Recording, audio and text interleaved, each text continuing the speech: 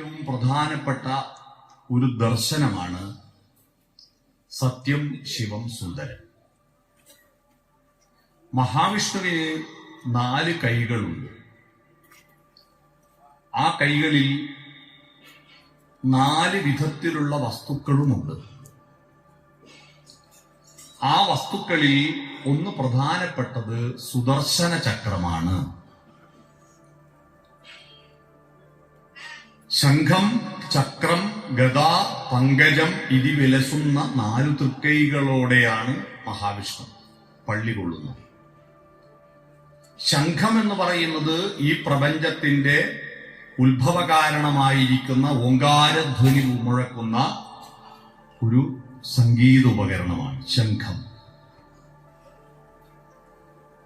ഗദ എന്ന് പറയുന്നത് മനുഷ്യന്റെ ശാക്തേയമായിരിക്കുന്ന കഴിവിനെ, അധ്വാനശേഷിയെ പ്രകടിപ്പിക്കുന്ന ഒരു ഉപകരണമാണ് ഗദ. ഗദ എന്ന് പറയുന്നത് മനുഷ്യന്റെ തലമണ്ടെ അടിച്ചു പൊട്ടിക്കാനും കാലിന്റെ തൊടയടിച്ച് തകർക്കാനും വേണ്ടി മാത്രമായിരുന്നില്ല. ഗദ എന്ന ആയുധം ഉണ്ടാക്കിയത് മനുഷ്യന്റെ മുന്നോട്ടുള്ള യാത്രയിൽ വഴിയിലുള്ള തടസ്സങ്ങളെ അടിച്ചു പൊട്ടിക്കാൻ, പാറക്കെട്ടുകളും വൃക്ഷങ്ങളും അടിച്ചു പൊട്ടിക്കാൻ വേണ്ടിയിട്ടുണ്ടായതായിരുന്നു ഗദ എന്ന് പറയുന്നത്. ശംഖം, ഗദ, ശംഖം, ചക്രമുണ്ട് അല്ലെ? ചക്രം എന്ന് പറഞ്ഞാൽ എന്താ? ചക്രം 2 വിധത്തിലുണ്ട്. ചക്രം മനുഷ്യന്റെ യാന്ത്രിക ജീവിതത്തിലേക്കുള്ള യാത്രയിൽ നമ്മളെ ഏറ്റവും കൂടുതൽ സ്വാധീനിച്ചത് ചക്രത്തിന്റെ കണ്ടുപിടുത്തത്തോടുകൂടിയാണ്. ചക്രം കണ്ടുപിടിച്ചതോടുകൂടിയാണ് നമ്മുടെ എല്ലാ ഉപകരണങ്ങളും. ഞാനിപ്പോ 3/4 മണിക്കൂർ കൊണ്ട് ഓടി ഇവിടെ എത്തിയത് ചക്രമുള്ളത് കൊണ്ടാണല്ലോ. വാഹനത്തിൽ നിങ്ങളുടെ വീട്ടിലെ ഫാന് കറങ്ങുന്നത് ചക്രമുള്ളത് കൊണ്ടാണല്ലോ. ചക്രം എന്ന് പറയുന്നത് മനുഷ്യന്റെ മുന്നോട്ടുള്ള യാത്രയിൽ അവന്റെ യാന്ത്രിക പ്രവർത്തനത്തിൽ ഏറ്റവും ഉപകാരപ്പെടുന്നതാണ് ചക്രം. അപ്പൊ ചക്രത്തിന്റെ കണ്ടുപിടുത്തത്തോടുകൂടി മനുഷ്യൻ യാന്ത്രിക ലോകത്തേക്ക് കുതിച്ചു മുന്നോട്ട് പോവുകയാണ്. അപ്പൊ ശംഖം, ചക്രം, ആ ചക്രം 2 ചക്രവും. ഞാൻ ഇപ്പൊ പറഞ്ഞിരിക്കുന്നത് ബാഹ്യമായ ചക്രമാണ്.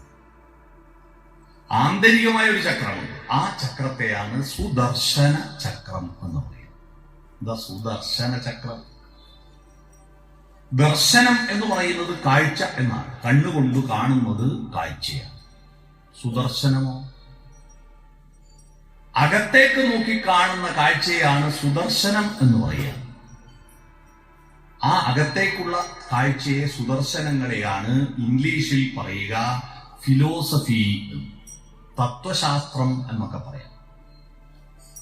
മനുഷ്യനെ കുറിച്ച്, മനുഷ്യന്റെ ജീവിതത്തെക്കുറിച്ച്, അവനും മറ്റു മനുഷ്യരുമായിട്ടുള്ള ബന്ധത്തെക്കുറിച്ച്, മനുഷ്യനും പ്രകൃതിയും തമ്മിലുള്ള ബന്ധത്തെക്കുറിച്ച്, മനുഷ്യനും കാലവും തമ്മിലുള്ള ബന്ധത്തെക്കുറിച്ച്, മനുഷ്യനും അവന്റെ ഹൃദയവും മനസ്സും തമ്മിലുള്ള ബന്ധത്തെക്കുറിച്ച്, മനുഷ്യന്റെ കുടുംബങ്ങൾ തമ്മിലുള്ള ബന്ധത്തെക്കുറിച്ച്, ചിന്തകളിൽ നിന്നും ഉരുത്തിരിയുന്ന സ്പാർക്കുകൾ, തീപ്പൊരികളാണ് തത്വശാസ്ത്രങ്ങൾ, സുദർശനങ്ങളായി മാറിയത്. ആ സുദർശനമാണ് മനുഷ്യജീവിതത്തിന്റെ, മഹാവിഷ്ണുവിന്റെ 4 കൈകൾ എന്ന് പറയുന്നത് ഓരോന്നും ഓരോ പ്രതീകവൽക്കരിച്ചതാണ്. ഇത് ശത്രുക്കളെ സംഹാരം ചെയ്യുന്നതിന് വേണ്ടിയല്ല പ്രധാനമായിട്ട് ഉപയോഗിക്കുന്നത് മഹാവിഷ്ണു. ബാലഗോപാലൻ, ശ്രീകൃഷ്ണൻ പല ഭാവത്തിലാണ് ഭാരതത്തിൽ അറിയപ്പെടുന്നത്. വാത്സല്യ ഭാജനമായിരിക്കുന്ന കുഞ്ഞായിട്ടും, പിന്നെ ഒരു ഭരണതന്ത്രജ്ഞനായിട്ടും, പിന്നെ യുദ്ധത്തിൽ അതിവീര്യം പ്രകടിപ്പിക്കുന്നവനായിട്ടും, പിന്നെ ഗീതോപദേശം കൊടുത്തിരിക്കുന്ന തത്വശാസ്ത്രജ്ഞനായിട്ടുമാണ് കൃഷ്ണൻ നമ്മുടെ പുരാണങ്ങളിൽ പ്രത്യക്ഷപ്പെടുന്നത്. പല വിധത്തിലാണ്. അതിലൊരു ഒരു പ്രധാനപ്പെട്ട ദൗത്യം സുദർശനം കൊടുത്തു എന്നതാണ്. സുദർശനം ചെറുവിരലിൽ ഏന്തിയിരിക്കുന്ന, അല്ലെ ചൂണ്ടുവിരലിൽ, 2 വിധത്തിലും പറയുന്നുണ്ട്. ആ സുദർശന ചക്രം ശിശുപാലവധത്തിൽ ഉപയോഗിച്ചു. ശിശുപാലവധം എന്ന ദൗത്യം കൃഷ്ണന്റെ ജന്മ ദൗത്യമായിരുന്നു. അവതാരത്തിന്റെ ദൗത്യത്തിൽ രാവണവധം നടത്താൻ വേണ്ടിയിട്ടാണ് രാമൻ അവതരിച്ചത്. അതുപോലെ ലോകത്ത് മുഴുവൻ ദേവകൾക്കും മനുഷ്യർക്കുമെല്ലാം ബുദ്ധിമുട്ടുണ്ടാക്കുന്ന ഒരു ഭീകരനായിരിക്കുന്ന ഒരാളായിട്ട് ഒരിക്കലും നമ്മൾ ശിശുപാലനെ കേട്ടിട്ടില്ല.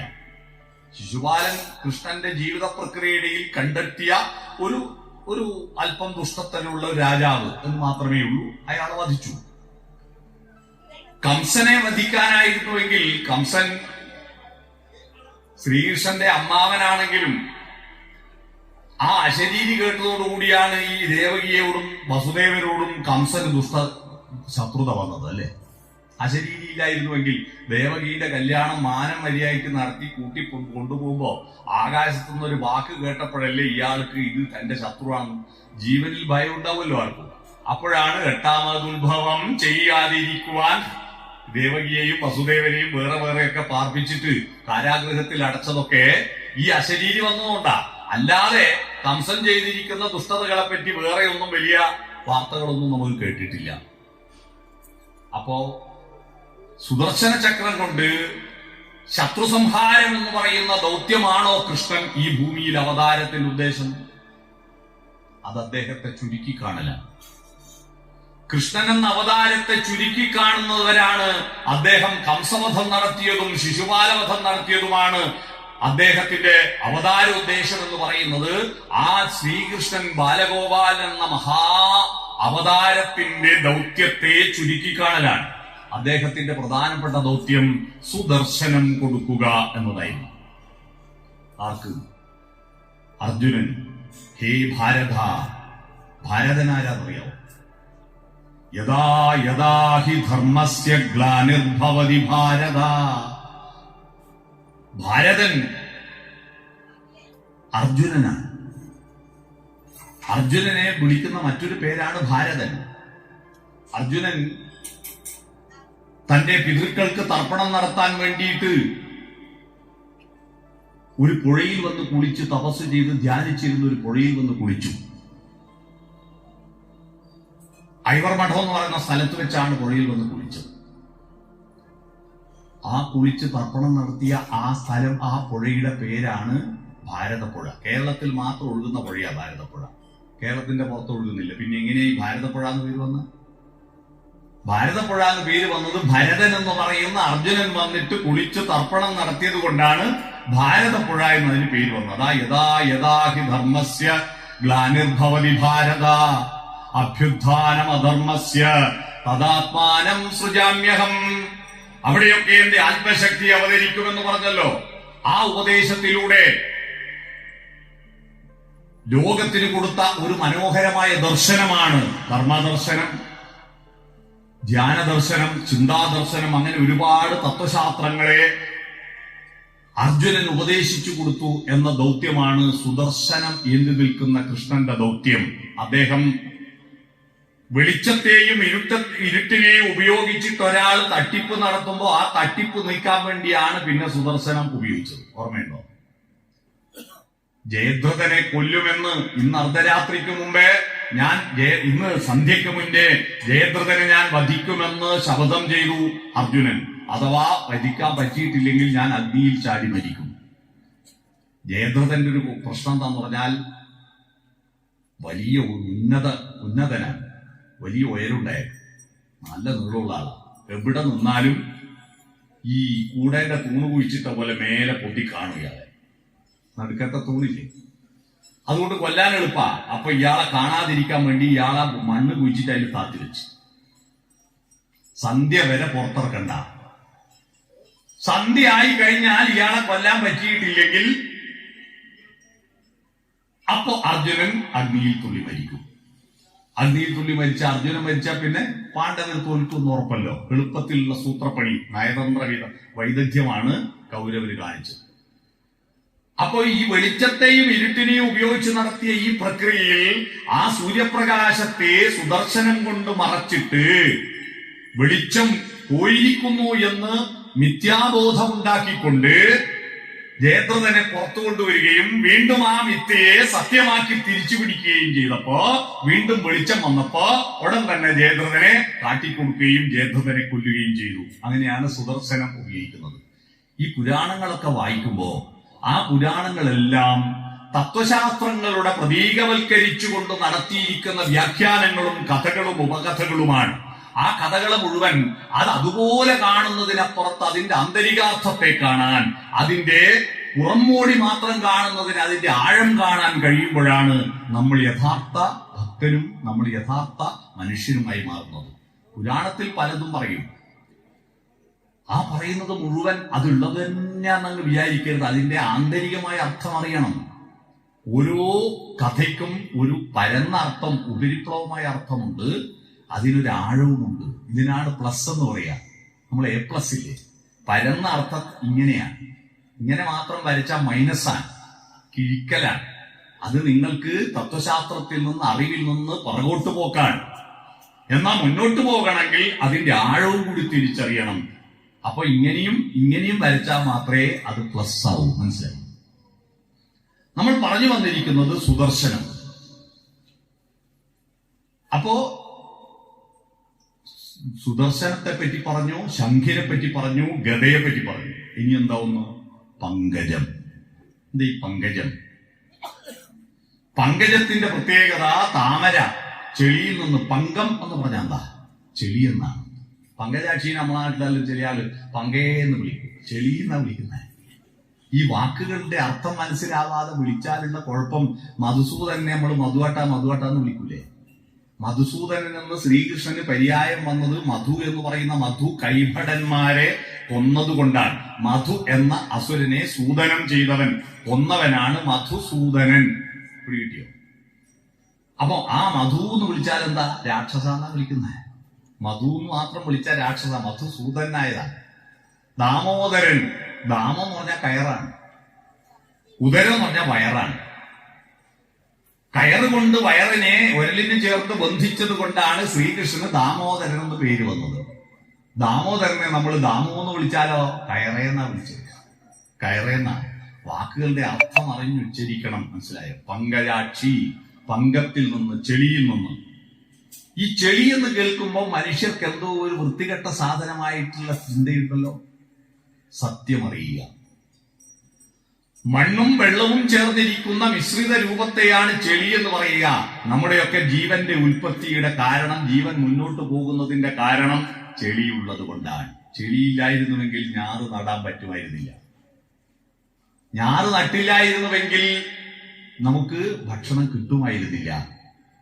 വെള്ളവും മണ്ണും കൂടിക്കലർന്നിട്ടുണ്ടാകുന്ന ആ മിശ്രിത കുഴമ്പുള്ളത് കൊണ്ടാണ് ഭൂമി ഉർവരമാകുന്നതെന്ന് അറിയുമോ നിങ്ങൾ? ആ ചെളിയിലെ വെള്ളം വലിഞ്ഞു പോകുന്നതാണ് ഇപ്പോഴും വേനൽക്കാലത്ത് അതിഭീകരമായിരിക്കുന്ന വരൾച്ചയുടെ ലക്ഷണമായി പത്രങ്ങളിൽ കൊടുത്തിരിക്കുന്നത്. ചെളിയുടെ ഇടയിൽ നിന്ന് വെള്ളം വലിഞ്ഞു പോകുമ്പോ ചെളി വിട്ട് നിൽക്കും. അതിന് ഞങ്ങളുടെ നാട്ടില് ഇവിടെ എന്തോ പറയാന്നറിയില്ല, വീട്ടുകായി എന്ന് പറയും. വീട്ടുകായി കീറി എന്ന് പറയും. കേട്ടിട്ടുണ്ടോ? വീട്ടുകായി കീറി, വിട്ടുവായ എന്നാണ്. ഇതിന്റെ വായ വിട്ടിട്ട് ഇടയിൽ ഒരുപാട് ഇങ്ങനെ ക്രാക്ക് വന്നിരിക്കുന്ന വയലുകളെ കണ്ടിട്ടില്ലേ? ആ ക്രാക്ക് വരുന്നത് ചെളിയിൽ നിന്ന് ജലസാന്നിധ്യം നഷ്ടപ്പെടുമ്പോഴാണ്. ആ ചെളി നമ്മുടെ ഭൂമിയുടെ ഉർവരതയുടെ ലക്ഷണമാണ്. ആ ചെളിയിൽ നിന്ന് എന്ന് പറഞ്ഞാൽ പ്രകൃതിയിൽ നിന്ന് ആദിമ ചൈതന്യ നാഭിയിൽ വീരിയും ആയിരമിതളുള്ള താമരയിൽ രചനാചതുരൻ ചതുർമുഖനുണർന്നു എന്ന ഒരു സിനിമ പാട്ട് കേട്ടിട്ടില്ലേ? പങ്കജാക്ഷൻ, പങ്കജനാഭൻ, പത്മനാഭൻ എന്നൊക്കെ മഹാവിഷ്ണുവിന് പേര് വന്നത് നാഭിയിൽ നിന്ന് പത്മം വളർന്നു വന്നത് കൊണ്ടാണ് പത്മനാഭൻ എന്ന് പേര് വന്നത്. ആ പത്മത്തിലാണ് ബ്രഹ്മാവ് ഉണ്ടാവുന്നത്. ബ്രഹ്മാവ് വിഷ്ണുവിനെ തൊഴുതു. വിഷ്ണു ബ്രഹ്മാവിനോട് പറഞ്ഞു, ഈ പ്രപഞ്ചത്തിന്റെ തത്വം അറിയുവാൻ വേണ്ടിയിട്ട് തപസ് ചെയ്യാൻ പറഞ്ഞു. അങ്ങനെ യുഗയുഗാന്തരങ്ങളിലൂടെ ബ്രഹ്മാവ് തപസ് ചെയ്തിട്ട് കണ്ടെത്തിയിരിക്കുന്ന അത്ഭുത പ്രക്രിയയാണ് ഈ പ്രപഞ്ചത്തിൽ ഇപ്പൊ കാണുന്ന കോടാനുകൂടി ജീവജാലങ്ങളുടെ സൃഷ്ടി എന്നാണ് പറയുന്നത്. അതുകൊണ്ട് ആ തപ എന്ന അക്ഷരം ആദ്യം മഹാവിഷ്ണു ഉച്ചരിച്ചുകൊണ്ടായിരിക്കുമെന്ന് അറിയില്ല. 1ാം ക്ലാസ്സിൽ നമ്മൾ ആദ്യം പഠിച്ച അക്ഷരം ആ ഈ എന്നല്ല, താന്നും പാന്നും, തറ പറ അല്ലെ, അതാ ത പ എന്ന അക്ഷരാണ് ആദ്യം മഹാവിഷ്ണുവിന്റെ വായിൽ നിന്ന് ആദ്യം പുറത്തു വന്നത് തപ എന്നായതുകൊണ്ടായിരിക്കാം എന്നും അറിയില്ല.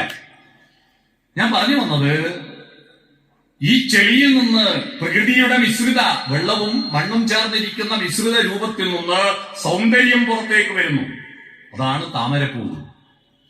ആ സൗന്ദര്യമാണ് നമുക്ക് പിന്നീട് നമ്മുടെയൊക്കെ സൗന്ദര്യ സങ്കല്പങ്ങൾക്ക് പങ്കജാക്ഷൻ, താമരയുടെ ഇതള് പോലുള്ള കണ്ണുള്ളവൻ, പങ്കജാക്ഷി, താമരയുടെ ഇതള് പോലെ കണ്ണുള്ളവൾ എന്നൊക്കെ സങ്കല്പങ്ങൾ ഉണ്ടായത്. സൗന്ദര്യ സങ്കല്പങ്ങളുടെ അടിത്തറയായിട്ടാണ് താമരപ്പൂവിനെ കാണുന്നത്. അപ്പൊ എന്താ? അപ്പൊ ആലോചിച്ച് നോക്കുക, പ്രപഞ്ചത്തിന്റെ ഉൽപ്പത്തിയെ കുറിച്ചുള്ള സത്യത്തിൽ നിന്നാണ് നാദത്തെ പറ്റിയുള്ള അന്വേഷണം ഉണ്ടായത്. ലോകത്ത് തത്വശാസ്ത്രമാകുന്ന നന്മ കൊടുത്തപ്പോഴാണ് സുദർശനങ്ങൾ ഉണ്ടായത്. മനുഷ്യന്റെ കർമ്മകാണ്ഡത്തിലേക്ക് മുന്നോട്ടു പോകാൻ വേണ്ടിയിട്ടാണ് ഗതയുണ്ടായത്. അവന്റെ സൗന്ദര്യബോധത്തിന്റെ അടിത്തറയാണ് ചെളിയിൽ നിന്ന് ഉയർന്നു വന്ന പങ്കജമുണ്ടായത്. ശംഖം ചക്രഗതാ പങ്കജമിതി വിലസും 4 തൃക്കൈകളോടെ എന്ന് കേട്ടിട്ടില്ലേ സംഭവം? അപ്പൊ അത്തരത്തിൽ മനുഷ്യജീവിതത്തിന് എല്ലാ കാലത്തേക്കും ഉപകരിക്കുന്ന ചില ദർശനങ്ങൾ, തത്വശാസ്ത്രങ്ങൾ ഭാരതം ലോകത്തിന് സംഭാവന ചെയ്തിട്ടുണ്ട്. ആ സംഭാവന ചെയ്തതിൽ ഏറ്റവും പ്രധാനപ്പെട്ട ഒന്നാണ് അദ്വൈതം എന്ന് പറയുന്നത്. 2 അല്ല, 1 നമ്മളെല്ലാം ഒന്നാണ്, ഒറ്റ ആത്മാവാണ്. റിലിജിയൻ എന്ന വാക്കുണ്ടായത് 2ആയി നിൽക്കുന്നതിനെ 1ആയി കൂട്ടിച്ചേർക്കുന്ന ഒരു പ്രക്രിയ. ലാറ്റിൻ ഭാഷയിൽ മതത്തിന് ഇംഗ്ലീഷിൽ പറയാ റിലിജിയൻ എന്നാണല്ലോ. ലാറ്റിൻ ഭാഷയിൽ റേ എന്ന വാക്കിന് വീണ്ടും എന്നാണല്ലോ. വീണ്ടും പബ്ലിക്കിന് രാജ്യം കിട്ടിയ ദിവസമാണല്ലോ റീപബ്ലിക് ദിനം. മനസ്സിലായി? അതാ റിപ്പബ്ലിക്. വീണ്ടും രാജ്യം നാടുവാഴികളിൽ നിന്നും വെള്ളക്കാരിൽ നിന്നും വീണ്ടും രാജ്യം തിരിച്ച് ജനങ്ങളിലേക്ക് കൊടുത്ത ദിവസമാണ് റിപ്പബ്ലിക്. അതാ റിപ്പബ്ലിക്. റേ എന്ന് പറഞ്ഞാൽ വീണ്ടും, ലേജെ എന്ന് പറഞ്ഞാൽ ലോഗ് ചെയ്യുക, കൂട്ടിച്ചേർക്കുക എന്നാണ്. മൃഗതൃഷ്ണയുമായിട്ട് ഭക്ഷണത്തിന് വേണ്ടി, വസ്ത്രത്തിന് വേണ്ടി, പെണ്ണിന് വേണ്ടി, ഭൂമിക്ക് വേണ്ടി തമ്മിലടിച്ച് അകന്നുപോയിരിക്കുന്ന മനുഷ്യനെ വീണ്ടും ചേർക്കുന്ന പ്രക്രിയ. നമ്മളെല്ലാം ഒന്നാണ്, നമ്മളൊന്നും 2 അല്ല, ഒറ്റ ആത്മാവിന്റെ സന്തതികളാണ് എന്ന് നമ്മളെ ബോധ്യപ്പെടുത്താൻ വേണ്ടിയിട്ടാണ് 2 അല്ല 1. അതാണ് അദ്വൈതം. പിടിയോ? 2 അല്ല 1. ഈ ഭൂമിയിൽ ഒരുപാട് മതങ്ങളുണ്ട്. ആ മതങ്ങളിലുള്ളവരെല്ലാം സൃഷ്ടിച്ചത് പല ദൈവങ്ങളല്ലേ? മുസ്ലിങ്ങളെ സൃഷ്ടിച്ചത് അല്ലാഹു, ക്രിസ്ത്യാനികളെ സൃഷ്ടിച്ചത് കർത്താവ്, യഹൂദന്മാരെ സൃഷ്ടിച്ചത് യഹോവ അല്ലെ, ഹിന്ദുക്കളെ സൃഷ്ടിച്ചത് ബ്രഹ്മാവ് എന്നൊക്കെയാണല്ലോ നമ്മൾ പറയുന്നത്. ഈ പല ദൈവങ്ങളെ സൃഷ്ടിക്കുമ്പോ എങ്ങനെയാ ഒരുപോലെയായ എല്ലാരും? ലോകത്ത് പല ഭാഷകളുണ്ട്. ഭാഷകളിലെ ഉച്ചാരണങ്ങളെല്ലാം വ്യത്യസ്തമാണ്. ശ്രീ എന്നതിന് സംസ്കൃതത്തിൽ പറയുമ്പോ അറബി നാട്ടിൽ ആ വാക്കില്ലാത്തത് കൊണ്ട് അവർ അൽ എന്ന് പറഞ്ഞു. ശ്രീ എന്നതിന് അൽ എന്ന് പറഞ്ഞു. കൃഷ്ണനെന്നും രാമനെന്നും ഉള്ള വാക്കുകൾ അവിടെ ഇല്ലാത്തത് കൊണ്ട് അവര് ഇലാഹ് എന്ന് പറഞ്ഞു. ശ്രീകൃഷ്ണൻ എന്ന് പറയുന്നതിന് പകരം അവർ അൽ ഇലാഹ് എന്ന് പറഞ്ഞു. അതാണ് അല്ലാഹ് എന്ന് പറയുന്നത്. മനസ്സിലായി? അല്ലാഹ് എന്ന് പറയുന്നത് അവരുടെ ഭാഷയിൽ, നമ്മുടെ ഭാഷയിൽ. നമുക്ക് അറബി അറിയാത്തത് നമ്മളെ കുറ്റമല്ല, അവർക്ക് സംസ്കൃതം അറിയാത്തത് അവരുടെ കുറ്റമല്ല. ലോകത്ത് പല ഭാഷകൾ പലതാണെങ്കിലും നമ്മുടെ കണക്കെല്ലാം 10ന്റെ ഗുണിതങ്ങളായിട്ടാണ് ലോകത്ത് വളർന്നു വന്നത് അല്ലെ? കണക്കെല്ലാ ഭാഷയിലും 10 എന്ന് പറഞ്ഞാൽ 10ാമത്തേനാണ് 0 ഇടുക. 1 കഴിഞ്ഞാൽ പിന്നെ 10ാമത്തേന് 0, പിന്നെ അടുത്ത 0 ഇടുന്നുണ്ടെങ്കിൽ ഗുണിക്കണം 10 അല്ലെ? പിന്നെ അടുത്ത 0 ഇടുമ്പോൾ വീണ്ടും ഗുണിക്കണം 10. അങ്ങനെ 10ന്റെ ഗുണിതങ്ങളാണ് 1, 10, 100, 1000, 10000 എന്നാണ് മലയാളത്തിലും. ഹിന്ദിയിലും ഏക്, ദസ്, സൗ, ഹസാർ എന്നാണ്. സംസ്കൃതത്തിൽ ഏകം, ദശം, ശതം, സഹസ്രം എന്നാണ്. തമിഴിലും കന്നഡയിലും അറബിയിലും ക്രൊയേഷ്യയിലും നിക്കരാഗയിലും ബ്രസീലിലും മൊറോക്കോയിലും ആഫ്രിക്കയിലും അമേരിക്കയിലും എല്ലാം കണക്ക് 10ന്റെ ഗുണിതങ്ങളായതെന്തേ? എന്തുകൊണ്ട്? ഏതെങ്കിലും ഒരു ഭാഷയിൽ 9ന്റെ ഗുണിതമായില്ല? എന്തുകൊണ്ട് 11ന്റെ ഗുണിതമായില്ല? എന്തുകൊണ്ട് 5ന്റെ ഗുണിതമായില്ല? എന്താ ഈ 10ന് നമ്മൾ മലയാളത്തിൽ 10 കൂട്ടി വെക്കുന്ന പ്രക്രിയക്കാണ് നമ്മൾ സമ്പത്ത് എന്ന് പറയാ അല്ലെ? സമ്പത്തല്ലേ? 10 കൂട്ടി വെക്കാൻ പഴയ തറവാട്ട് വീട്ടിൽ, ഇവിടെ ഈ പ്രദേശത്തൊക്കെ പഴയ തറവാട് വീടുണ്ടാവുമല്ലോ, ആ പഴയ തറവാട് വീട്ടിൽ 10 കൂട്ടി വെക്കുന്ന ഒരു പെട്ടിയുണ്ട്, കണ്ടിട്ടുണ്ടോ? അതിന്റെ പേര് പത്തായം എന്നാണ്. പത്തായം അല്ലേ? എന്താ ഈ 10ന് ഇത്ര പ്രാധാന്യം വന്നത്? എന്തുകൊണ്ട് 9ഓ 11ഓ വരാഞ്ഞു? ആലോചിച്ചിട്ടുണ്ടോ? സിമ്പിളാണ് വിഷയം. ലോകത്തിലുള്ള എല്ലാ മനുഷ്യരും എണ്ണം പഠിച്ചത് സ്വന്തം വിരലിൽ എണ്ണീറ്റാണ്. എല്ലാവർക്കും 10 വിരലാണ്. എല്ലാവർക്കും 10 വിരലാണ്. അത് യഹോവ സൃഷ്ടിച്ച യഹൂദനും 10ആണ്. കർത്താവ് സൃഷ്ടിച്ച ക്രിസ്ത്യാനിക്കും ബ്രഹ്മാവ് സൃഷ്ടിച്ച ഹിന്ദുവിനും അള്ളാഹു സൃഷ്ടിച്ച മുസ്ലിമിനും 10ആണ്. ഒരു വിരൽ കൂടിപ്പോയോ? ഇല്ല.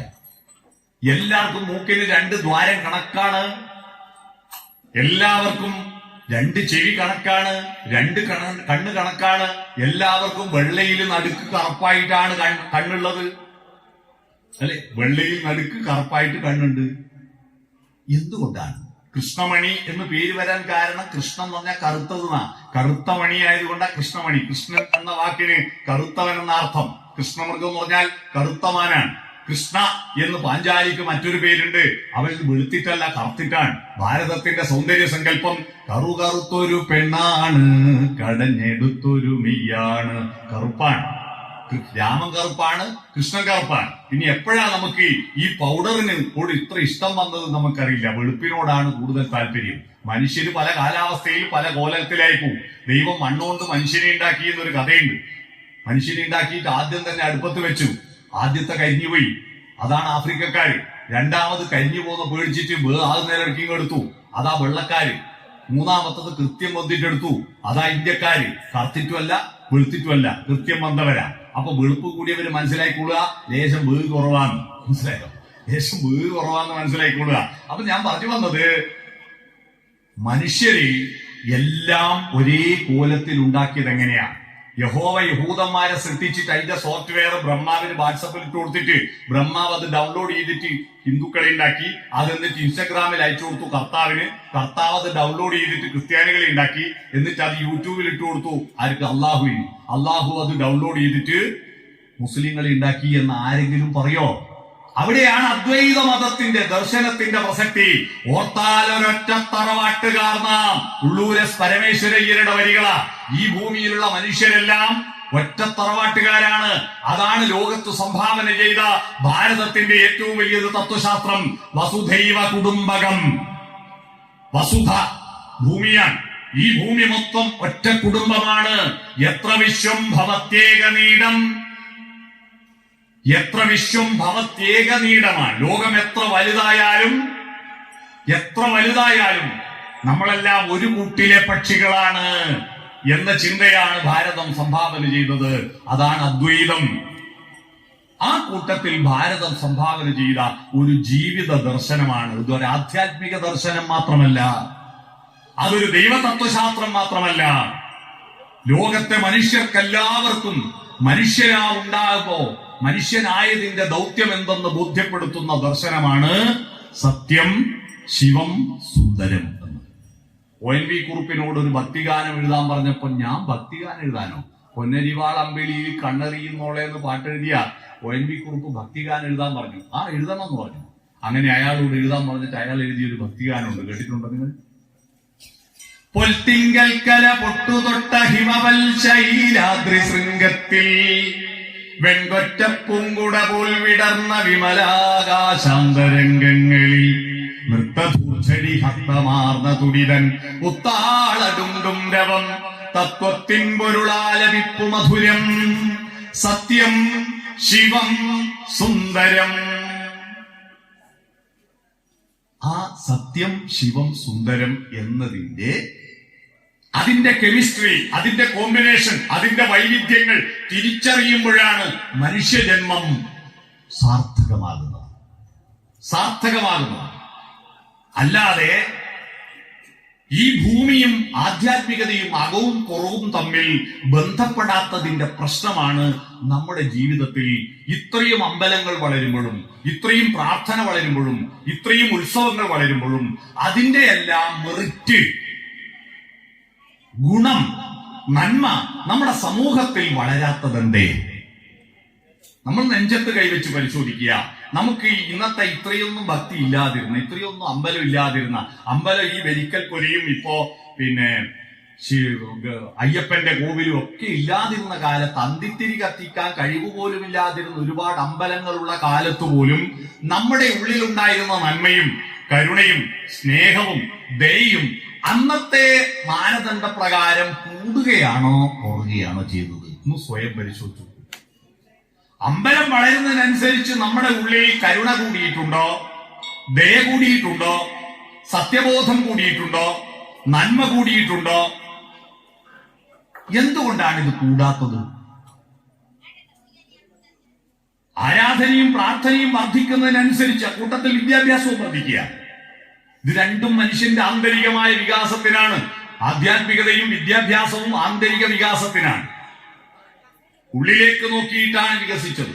ആരണ്യാന്തര ഗഹ്വരോദര തപസ്ഥാനങ്ങളിൽ സൈന്ധവോദാര ശ്യാമ മനോഭിരാമ പുളിനോപാന്ത പ്രദേശങ്ങളിൽ ആരന്തർമുഖർ, അന്തർമുഖർ, മുഖം ഉള്ളിലേക്ക് നോക്കി ഈ പ്രപഞ്ച പരിണാമോദ്ഭിന്ന സർഗക്രിയാസാരം തേടിയലഞ്ഞു പണ്ട്. അരണ്യാന്തരങ്ങളിൽ കാട്ടിനകത്ത്, ഗുഹരോദരങ്ങളിൽ ഗുഹയ്ക്കകത്ത്, സൈന്ധവോദാരശ്യാമ മനോഭിരാമ പുളിനോപാന്ത പ്രദേശങ്ങളിൽ, സിന്ധു നദിയുടെ തീരത്തുള്ള മനസ്സിനെ സുന്ദരമാക്കുന്ന കറുത്ത മണൽത്തിട്ടകളിൽ, പുളിനങ്ങളിൽ ആരായിരുന്നോ അന്തർമുഖരായിട്ട് അകത്തേക്ക് നോക്കിയിട്ട് ഈ പ്രപഞ്ചത്തിന്റെ പരിണാമം, അവിടെയാണ് സത്യത്തിലേക്ക് നമ്മൾ പ്രവേശിക്കുന്നത്. ഈ പ്രപഞ്ചം അനുദിനം മാറിക്കൊണ്ടിരിക്കുന്നു. ഈ പ്രപഞ്ചം പണ്ടുണ്ടായതുപോലെ അതുപോലെ നിൽക്കുകയായിരുന്നുവെങ്കിൽ ഈ പ്രപഞ്ചത്തിനൊരർത്ഥവുമില്ല. ഈ പ്രപഞ്ചത്തിന്റെ അടിത്തറ അത് നിരന്തരം ചലിച്ചുകൊണ്ടിരിക്കുന്നു, സഞ്ചരിച്ചുകൊണ്ടിരിക്കുന്നു എന്നതാണ്. അനങ്ങാണ്ടിരിക്കുന്നു. നമ്മുടെ ശരീരത്തിലെ കോശങ്ങൾ നിങ്ങൾ ആലോചിച്ച് നോക്കൂ.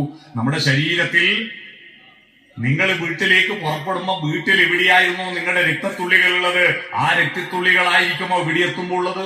അത് എതിലൊക്കെ പോയി എത്ര തവണ ഇങ്ങനെ ഒരു താഴെ നിന്ന് മേലോട്ട് പമ്പ് ചെയ്തെടുക്കുന്ന സാധനമില്ലേ? ഈ സാധനം നമ്മള് വീട്ടിൽ നിന്ന് ഒരു മോട്ടർ അപ്പുറത്തുനിന്ന് പമ്പ് ചെയ്യണമെങ്കിൽ പോലും അല്ലേ, നമുക്കൊരു ബക്കറ്റിൽ നിന്ന് വെള്ളം മുക്കാൻ മടിച്ചിട്ടല്ലേ അത് വീട്ടിന്റെ മൂന്നായത്തിൽ അടിച്ചു കയറ്റിയിട്ട് പൈപ്പ് തിരിച്ചെടുക്കുന്ന?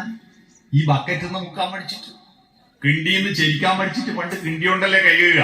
അത് ഇത്രയും കറണ്ട് ചെലവഴിച്ചിട്ട് അങ്ങോട്ട് കയറ്റുന്നു. അപ്പൊ ആലോചിച്ച് നോക്കൂ, ഇത് ഒരു നേരമല്ല, രാത്രി മാത്രമല്ല, പകല് മാത്രമല്ല, ഫുൾ ടൈം, ജനിച്ചത് മുതൽ മരിച്ചത് വരെ ഈ രക്തത്തെ മുഴുവൻ കാലിന്റെ വിരലിന്റെ അറ്റത്ത് മുതൽ മൂർധാവ് വരെ ഉച്ചി അടി തൊട്ട് മുടിയോളം ഈ രക്തത്തെ അങ്ങോട്ട് പമ്പ് ചെയ്ത് വീണ്ടും ഇങ്ങോട്ട് കൊണ്ടുപോയി ഇങ്ങനെ പമ്പ് ചെയ്യുക മാത്രമല്ല, അത് നല്ല പ്യൂരിഫയർ വെച്ചിട്ട് വൃത്തിയാക്കുന്നു. അതിൽ ഓക്സിജൻ ചേർക്കുന്നു. ആ ഓക്സിജൻ ചേർത്ത് കഴിഞ്ഞാൽ പിന്നെ അടുത്ത സെക്ഷനിലേക്ക് അത് വിടുന്നു. അത് കിഡ്നിയിലേക്ക് വിടുന്നു. അവിടുന്ന് അത് വൃത്തിയാക്കുന്നു. വൃത്തിയാക്കിയിട്ട് വീണ്ടും ഹൃദയത്തിലേക്ക് വിടുന്നു. എന്തൊരു അത്ഭുത പ്രക്രിയയാണ് നമ്മുടെ ശരീരം. ഒരു അത്ഭുത പ്രക്രിയല്ലേ? ആ അത്ഭുത പ്രക്രിയ നടത്തുന്നത് നിങ്ങൾ ആലോചിച്ച് നോക്കുക. അതിന്റെ അന്തരാർത്ഥത്തിലേക്ക് പോകുമ്പോ അത്ഭുതമാണ് ഈ പ്രപഞ്ചം. ആ പ്രപഞ്ചം ഒന്നാകെ ചലിച്ചുകൊണ്ടിരിക്കുന്നത് കൊണ്ടാണ് ചലനം ചലനം ചലനം. കേട്ടിട്ടുണ്ടോ? മാനവ ജീവിത പരിണാമത്തിൻ മയൂര സന്ദേശം ചലനം ചലനം ചലനം. ഈ ചലനം അനങ്ങാണ്ടിരിക്കലല്ല, ചലിച്ചുകൊണ്ടിരിക്കുന്നതാണ്. പരിണാമം മാറ്റത്തിന് വിധേയമാകുന്നത് കൊണ്ടാണ്. മാറിക്കൊണ്ടിരിക്കുന്നതിന്റെ ഇടയിൽ പുതിയതൊന്നുണ്ടാകുന്നു. ഒരു ചെറിയ പയറുമണി, ആ ചെറിയ പയറുമണി ഒരു മണ്ണിനോടും വെള്ളത്തോടും സ്പർശനമുണ്ടാകുമ്പോൾ അതിന്റെ അകത്തുനിന്ന് 2 ഇല പൊങ്ങി വരികയും ആ ഇല ഇങ്ങനെ വളർന്നിട്ടൊരു വള്ളിയായി മാറുകയും ആ വള്ളിയിൽ പൂക്കൾ ഉണ്ടാവുകയും പൂക്കളിൽ വീണ്ടും വീണ്ടും പയറിന്റെ വാൾ ഉണ്ടാവുകയും ചെയ്യുന്ന അത്ഭുത പ്രക്രിയയിലെ അതാണ് സർഗം, പരിണാമ ഭിന്ന സർഗം. ആ സർഗം ഭിന്നമാണ്. ഒരച്ഛനും അമ്മയ്ക്കും ഉണ്ടായ മക്കളെല്ലാം ഒരേ കോലത്തിലാണോ? ഒരേ കോലത്തിലല്ലല്ലോ, ഭിന്ന സർഗമാണ്. വൈവിധ്യമുള്ളത് കൊണ്ടാണ് നമുക്ക് സൗന്ദര്യമുള്ളത്. എല്ലാവരും ഒരേ കോലത്തിലാണെങ്കിൽ എന്തൊക്കെ രസം ഉണ്ടാവുക? എല്ലാ സ്ത്രീകളും ഐശ്വര്യ റോയിയെ പോലെ നല്ല സ്റ്റൈലായിട്ട് എല്ലാവരും ഒരേ കോലത്തിൽ. എല്ലാ പുരുഷന്മാരും നല്ല ദുൽഖർ സൽമാനെ പോലെ, നവീൻ പോളിയെ പോലെ, സുരേഷ് ഗോപിയെ പോലെ എല്ലാം സുന്ദരന്മാരായിട്ട് നിൽക്കുകയാണെന്ന് വിചാരിക്കുക. ഒരു രസവും ഉണ്ടാവില്ല. വൈവിധ്യമുള്ളത് കൊണ്ടാണ് മഞ്ജു വാര്യർ പോരാ, കാവ്യമാധവം പോകണമെന്നാ തോന്നിയാസിക്ക് തോന്നിയതിന്റെ കാരണം എന്താ? ഒരേപോലെ തോന്നുവോ? ഒരേപോലെ തോന്നൂല. മനസ്സിലായില്ലേ? വൈവിധ്യങ്ങൾ ഉള്ളത് കൊണ്ടാണ്. അതുകൊണ്ടാ സൗന്ദര്യം. ചില ആളുകൾക്ക് കാറിൻചോട്ടിൽ കലേശപ്പോളി കരിമീനങ്ങൾ എല്ലിൻ പൂവും ചന്തുണ്ടി വൈമല എന്ന് വർണ്ണിക്കുമ്പോ മഴക്കാറ് പോലുള്ള മുടി, ചന്ദ്രക്കല പോലുള്ള നെറ്റി, കരിമീനുകളെ പോലുള്ള കണ്ണുകൾ, എള്ളിൻ പൂവ് പോലുള്ള മൂക്ക്, തുണ്ടിപ്പഴം പോലുള്ള ചുണ്ടുകൾ എന്ന് വർണ്ണിക്കുന്നത് അതുകൊണ്ടാണ് സ്ത്രീകൾക്ക് വലിയ കണ്ണാണ് സൗന്ദര്യം. അതുകൊണ്ട് സ്ത്രീകളെ വിളിക്കുന്നു വിശാലാക്ഷി. ആണുങ്ങൾക്ക് ചെറിയ കണ്ണാണ് സൗന്ദര്യം. അതുകൊണ്ട് ആണുങ്ങളെ വിളിക്കുന്നു കുഞ്ഞിക്കണ്ണൻ. വിശാലാക്ഷി കുഞ്ഞിക്കണ്ണൻ ഉണ്ടാകുന്ന അങ്ങനെയാ. സൗന്ദര്യ സങ്കല്പങ്ങൾ ഉണ്ടാകുന്നത് ഭിന്ന സർഗക്രിയാസാരമുള്ളതുകൊണ്ട്. ആ ഭിന്ന പരിണാമത്തിന്റെയും ഭിന്ന സർഗക്രിയയുടെയും സാരം എന്തെന്ന് തേടിയ, അന്തർമുഖരായിരുന്നിട്ട് തേടിയ ആ അവസ്ഥയാണ് സത്യാന്വേഷണം. സത്യാന്വേഷണം. ഈ പ്രപഞ്ചത്തിന്റെ സത്യം എന്താണ്? ഈ അന്വേഷണം എപ്പോൾ ഇവിടെ നിൽക്കും? ഒരു കാലത്തും ഫുൾ സ്റ്റോപ്പ് ഇടാൻ പാടില്ല. സത്യാന്വേഷണം എന്ന് പറയുന്നത്, സത്യം ഇങ്ങനെ കാളവണ്ടിയുടെ മുന്നിൽ പണ്ട് പുല്ല് കെട്ടിട്ടു. കാള നടക്കാതിരിക്കുമ്പോ ഈ പുല്ലിന് വേണ്ടി കാള അങ്ങോട്ട് നടക്കും. പക്ഷെ കാള നടക്കുമ്പോ പുല്ല് മുന്നോട്ട് നടക്കുമല്ലോ. അതുപോലെയാണ് സത്യം. അടുക്കുന്തോറും അകന്നകന്നകന്നകന്ന് പോകും. ആ അകന്നു പോകുന്നില്ലെങ്കിൽ മനുഷ്യ ജീവിതം അവിടെ തീരും. മനുഷ്യനൊന്നും ചിന്തിക്കണ്ട. ഫുൾ സ്റ്റോപ്പ് കിട്ടിയാ പിന്നെ തീർന്നല്ലോ. നമ്മുടെ ബുദ്ധി അവിടെ മരവിച്ചു തീരും. ഫുൾ സ്റ്റോപ്പ് ഇടാനല്ല നമുക്ക് ബുദ്ധി തന്നിരിക്കുന്നത്, സത്യം അന്വേഷിക്കാനാണ്. ആ സത്യാന്വേഷണത്തിന്റെ കരുത്തുള്ളത് കൊണ്ടാണ് ലോകത്തെ മനുഷ്യരെല്ലാം വളർന്നുകൊണ്ടിരിക്കുന്നത്, ചിന്തിച്ചുകൊണ്ടിരിക്കുന്നത്. ഇല്ലേ നമ്മളും മൃഗമാകുമായിരുന്നു. നമ്മൾ എന്തിനാ മനുഷ്യരായേ? മനുഷ്യരായിട്ട് നമ്മളിവിടെ ജനിക്കുന്നതിന് മുമ്പും മനോഹരമായ പർവ്വതം ഉണ്ടായിരുന്നു. ആ പർവ്വതത്തിലൂടെ ഒഴുകി വരുന്ന പുഴകളും ഉണ്ടായിരുന്നു. പക്ഷേ മനുഷ്യനുണ്ടാകുന്നതിന് മുമ്പ് ആ പർവ്വതത്തെ നോക്കിയിട്ട്, അതിൽ നിന്ന് വരുന്ന പുഴയെ നോക്കിയിട്ട് സൗപർണികാമൃത വീജികൾ പാടുന്നു നിൻ സഹസ്രനാമങ്ങൾ, ജഗദംബികേ മൂകാംബികേ എന്ന് പാടാൻ ആരും ഉണ്ടായിരുന്നില്ല. കിഴക്ക് നിന്ന് ഉദിച്ചു വരുന്ന സൂര്യകിരണങ്ങൾ മനുഷ്യൻ ഈ ഭൂമിയിൽ ഉണ്ടാകുന്നതിന് മുമ്പുണ്ടായിരുന്നു. പക്ഷെ ആ സൂര്യകിരണങ്ങൾ കിഴക്ക് നിന്ന് വൃക്ഷക്കൂട്ടങ്ങളുടെ ഇടയിലൂടെ ഇങ്ങനെ, മഞ്ഞിന്റെ ഇടയിലൂടെ ഇങ്ങനെ സൂര്യകിരണങ്ങൾ ചെരിഞ്ഞ് വീഴുന്നത് കണ്ടിട്ടൊരു, ആ കാറ്റത്ത് ഇലകൾ അനങ്ങുമുണ്ടല്ലോ, ഈ മഞ്ഞിൻ തുള്ളികളൂടെയുള്ള ആ സൂര്യകിരണങ്ങളുടെ കമ്പി ഇങ്ങനെ ഇളകുന്നത് കണ്ടിട്ട് നീലാരണ്യ നിചോള നിവേഷ്ടിത നീഹാരാദ്ര മഹാദ്രികളിൽ കാല്യല സജ്ജല കന്യക കനക കതിരുകൾ കൊണ്ടൊരു കണിവയ്ക്കേ, കതിരുതിരുകിലും അദൃശ്യ ശരീരികൾ കാമത കാനന ദേവതകൾ കലയുടെ കമ്പികൾ മീട്ടും മട്ടിൽ കളകളമിഴ ഇളകി കാടുകളിൽ മഞ്ഞല മാഞ്ഞിള വെയിലൊളിയിൽ ബലമർമ്മരമിളകി മരനിരയിൽ ഈറൻ തുകിലിൽ മറഞ്ഞൊരു പൊന്നല താവിമിനുങ്ങിയ തവഗാത്രം എന്ന മട്ടിൽ ചങ്ങമ്പുഴ മനസ്സിന് എഴുതാൻ ഒരു ചങ്ങമ്പുഴ ഈ ഭൂമിയിൽ ഉണ്ടായിരുന്നില്ല. മനുഷ്യർ ഈ ഭൂമിയിൽ ജനിക്കുന്നതിന് മുമ്പും കടലിന്റെ ആഴങ്ങളിൽ പവിഴപ്പുറ്റുകൾ ഉണ്ടായിരുന്നു. ആ പവിഴപ്പുറ്റുകളെ അടർത്തിയെടുത്തിട്ട് പവിഴക്കല്ലുകൾ കോർത്തു മാലയുണ്ടാക്കാൻ ആളുണ്ടായിരുന്നില്ല. മനുഷ്യൻ ഈ ഭൂമിയിൽ ജനിക്കുന്നതിന് മുമ്പും ചിപ്പിക്കുള്ളിൽ മഴത്തുള്ളികൾ ചിപ്പിയുടെ ഉള്ളിലേക്ക് വന്ന് ആയിരക്കണക്കിന് വർഷത്തെ പ്രക്രിയയിലൂടെ പ്രോസസിംഗിലൂടെ ആ മഴത്തുള്ളികൾ നല്ല മുത്തുമണികളായി വന്നപ്പോ ചിപ്പിക്കുള്ളിലെ മുത്തുകൾ കോർത്തിട്ട് ഒരു മുത്തുഹാരം ഉണ്ടാക്കാൻ ഒരാളും ഉണ്ടായിരുന്നില്ല. മനുഷ്യർ ഈ ഭൂമിയിൽ ഉണ്ടാകുന്നതിന് മുമ്പ് പാറക്കല്ലുകളുടെ ഉള്ളിൽ രത്നക്കല്ലുകൾ ഉണ്ടായിരുന്നു. ആ രത്നക്കല്ലുകൾ അടിച്ചു പൊട്ടിച്ചിട്ട് ആ രത്നക്കല്ലുകൾ വജ്രക്കല്ലുകൾ ആക്കി മാറ്റാൻ ആളുണ്ടായിരുന്നില്ല. മനുഷ്യർ ഈ ഭൂമിയിൽ ഉണ്ടാകുന്നതിന് മുമ്പേ ഖനികളിൽ പിച്ച് ബ്ലണ്ട് അയിര് ഉണ്ടായിരുന്നു. ആ പിച്ച് ബ്ലണ്ട് അയിരിനെ സമ്പുഷ്ടീകരിച്ചിട്ട് അതിൽ നിന്ന് യുറേനിയത്തെ സമ്പുഷ്ടീകരിച്ചിട്ട് അതിൽ നിന്ന് റേഡിയവും ഉണ്ടാക്കാൻ ആരും ഉണ്ടായിരുന്നില്ല. മനുഷ്യർ ഈ ഭൂമിയിൽ വന്നത് എന്തിനാ? മനുഷ്യർ ഈ ഭൂമിയിൽ വന്നത് ഓരോ ജീവഗണത്തിലും ഉണർന്നു ദീപ്തമായി ധർമ്മ സംസ്കാരോപാസന ശക്തിയായി ഒരു മാസ്മരിക ലോകമുണ്ട്. ഓരോ ജീവഗണത്തിലും ഉണർന്നുദ്ദീപ്തമായ ധർമ്മ സംസ്കാരത്തിന്റെ ഉപാസന ശക്തിയായ ഒരു മാസ്മരിക ലോകമുണ്ട്. ഈ മാസ്മരിക ലോകത്തിൽ നമ്മുടെ മനസ്സിന്റെ തേരോടിക്കാനാണ് നമ്മൾ വന്നത്. സത്യം അന്വേഷിക്കാനാണ് നമ്മുടെ ദൗത്യം. അതുകൊണ്ടാണ് ഗായത്രി മന്ത്രം, സൂര്യഗായത്രി എന്ന് കേട്ടിട്ടില്ലേ? സൂര്യഗായത്രി.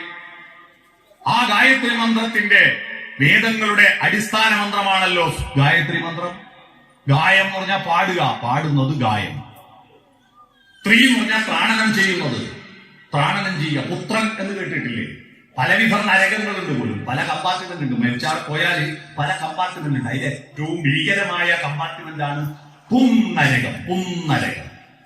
പുംനരകത്തിൽ പതിച്ചുപോയാൽ ഒരാളെ രക്ഷപ്പെടുത്താൻ ഒരാൾക്കേ കഴിയൂ. അയാളുടെ മകൻ ഈ ഭൂമിയിൽ നിന്ന് തർപ്പണം ചെയ്താല് പുംനരകത്തുനിന്ന് അച്ഛന്റെ ഡിപ്പാർട്ട്മെന്റിൽ നിന്ന് അതിന്റെ അകത്തുനിന്ന് മാറ്റിയിട്ട് കുറച്ച് നല്ല VIP പരിഗണന കിട്ടും. അതാണ് നരകത്തിൽ നിന്ന് ത്രാണനം ചെയ്യുന്നവരെയാണ് എന്ന് പറയാ പുത്രൻ എന്ന് പറയാം. മനസ്സിലായി? പുത്രൻ എന്ന വാക്കിന്റെ അർത്ഥം ത്രാണനം ചെയ്യുന്നവൻ എന്നാണ്, രക്ഷപ്പെടുത്തുന്നവൻ എന്നാണ്. അത്തരത്തിൽ പാടുന്നവനെ രക്ഷപ്പെടുത്തുന്ന മന്ത്രമാണ് ഗായത്രി. ഗായത്രി മന്ത്രം ഉണ്ടാകുമ്പോൾ ഹിന്ദുമതം ഇല്ല കേട്ടോ. ഹിന്ദുമതം ഒന്നുമില്ല. വേദങ്ങളുടെ അടിസ്ഥാന മന്ത്രമായ ഗായത്രി മന്ത്രം തുടങ്ങുന്നത് ഓം സത് സവിതുർവരേണ്യം ഭർഗോ ദേവസ്യ ധീമഹി ധിയോ യോ ന പ്രചോദയാത്. ഓം സത്.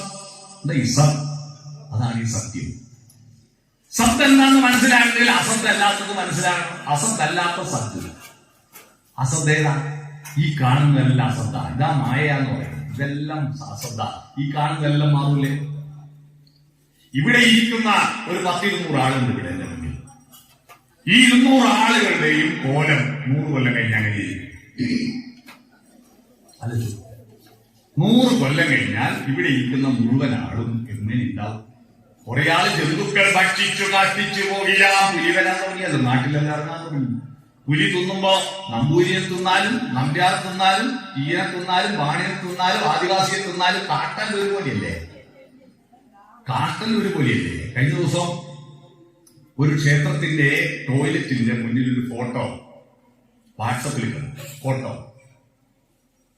ആ ഫോട്ടോ ഒരു ടോയ്ലറ്റിന്റെ മേലെ സ്ത്രീകൾ, മറ്റൊരു പുരുഷന്മാർ, മൂന്നാമത്തത് ബ്രാഹ്മണർ. അതിന്റെ അടിയിൽ ഒരു കുറിപ്പ് ഒരാൾ. ഇതിന്റെ ടാങ്കല്ല ഒരു സ്ഥലത്ത് തന്നെ ഇരിക്കൂലേ? ഇതിന്റെ ടാങ്ക് വേറെ ആയിരിക്കോ? ടാങ്ക് ഒഴിവാത്ത കാരണം ആരെ തിന്നാലും നമ്മുടെ മരം ഒരേ കോലത്തിലല്ലേ? അതാ ജന്തുക്കൾ ഭക്ഷിച്ച് കാഷ്ടിച്ചു പോകില്ല, വെണ്ണീറായി ചമഞ്ഞു പോയില്ല. കത്തിയാല് മേൽജാതിക്കാരൻ സ്വർണവും താഴജാതിക്കാരൻ വെറും വെണ്ണീരോ എല്ലാം ഒരുപോലെയാ. വെണ്ണീറായി ചമഞ്ഞു പോയില്ല. മണ്ണിൽ കുഴിച്ചിട്ടാല് വെറുതെ കുഴിച്ചിട്ടല്ലേ? കുഴിച്ചിട്ടാല് ഈ ഇവിടുത്തെ വലിയ കൈക്കോറാത് ഓറെ തിന്നണ്ടാന്ന് ഏതെങ്കിലും കുരുവി തീരുമാനിക്കോ?